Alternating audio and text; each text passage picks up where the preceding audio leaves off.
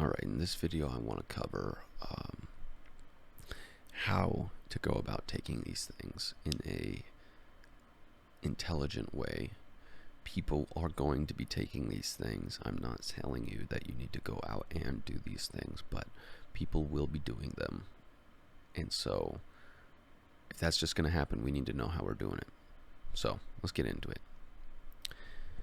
First thing I want to talk about is, I'm sure you know, is set and setting, which means basically where are you, what is the location, and how are you doing emotionally, what are you bringing to the table. So I would recommend, for people who have seen my previous segment on meditation, I'd recommend getting into meditation before doing all of this. It can help with the whole process because you gain a deeper understanding of potentially what's under the hood of your own brain before stepping into this, and a little more self-regulation through the process of, working with your own emotions. And that can help as bringing an alteration to the set. But for your setting, having a house that's clean and making sure that you have privacy, that you have nothing that you need to get up and do, a clean schedule, the weather outside, so that you can go outside and enjoy the sunshine or the rain or the snow, whatever it might be, depending on what you want to do. If it's just torrential rain outside, being stuck in a house can actually be really, it can be really rough. Being in a house all day is hard on these substances, and being outside is very nice. If you're in a dangerous city or something like that, it might not be the place to do it. If you can go out in the woods, that can be a good thing to do. I wouldn't recommend that for the first time because odds are you're going to want to have like friends or someone nearby. Speaking of, you can do this with friends. You can do this alone. You can have one friend be designated just to be on call. Like if you need something, you can reach out to them. Or if you have a roommate, let them know what you're doing and make sure that they are someone who's comfortable with all of that. You can do it with friends, and I would recommend keeping the dose lighter amongst friends, or potentially working through some of your own stuff before doing that. Because it can be a lot to be under the influence of this around people, because you're very, very hypersensitive to the environment during this time. And so if someone else starts going through something, it'll really affect you, and you'll feel what they're feeling. It's almost like telepathy level of empathy. So your empathy becomes very, very potent. I would say for a mental and physical prep, make sure you get good rest. Don't just go into this just half asleep, dead. Like, make sure you're not like hungover or anything like that. Be hydrated. Don't eat too much. I'd recommend eating, if you're gonna do these things, I'd recommend doing them in the morning and the day before having a big meal, and then taking them in the morning basically on an empty stomach, and then having fruit available. Fruit or like cheese and crackers, stuff like that. Keeping things really light is key, because these things can upset your stomach, and that's not something you want to deal with during a trip.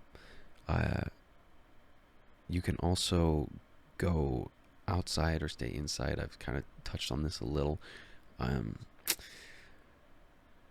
Going outside is it's really, really helpful, and I could explain why I think it is, but that's a long video on all of that, and it gets far out there for, I'd say, the general average person. So go outside.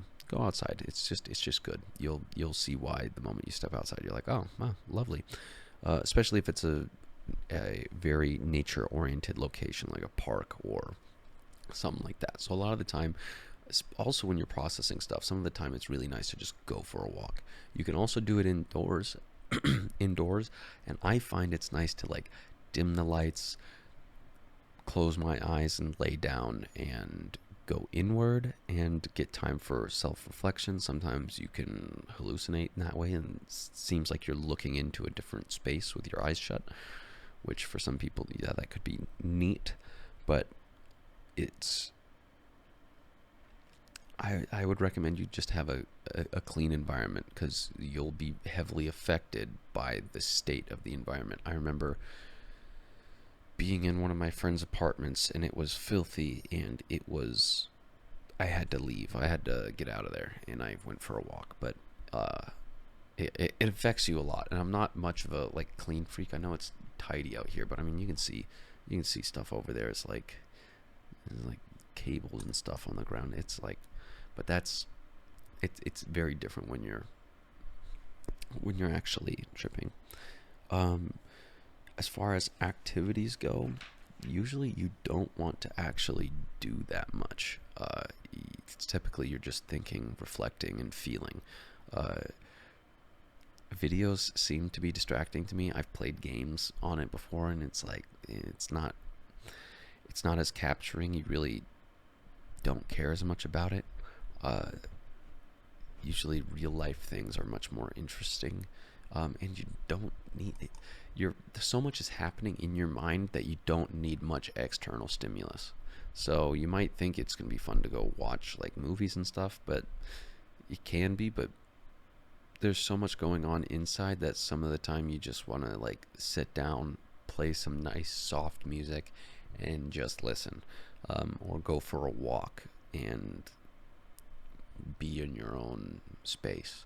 So that's what I would at least recommend for activities. You can maybe draw. You might write down a few things. One thing I did is the last time I did this was I videoed myself and gave basically a talk to myself to basically be like, hey, this is where you're at mentally, this is what you're going through, and this is what you want to do with your life. Like, remember this. And like, it's kind of an intense conversation. It was like 20 minutes, and I've yet to go back to watch it. But that's besides the point. I got it out there. So those are the things I would recommend with going into all of this, is like a mental prep and physical prep. I'm going to get into dosages on the next video here.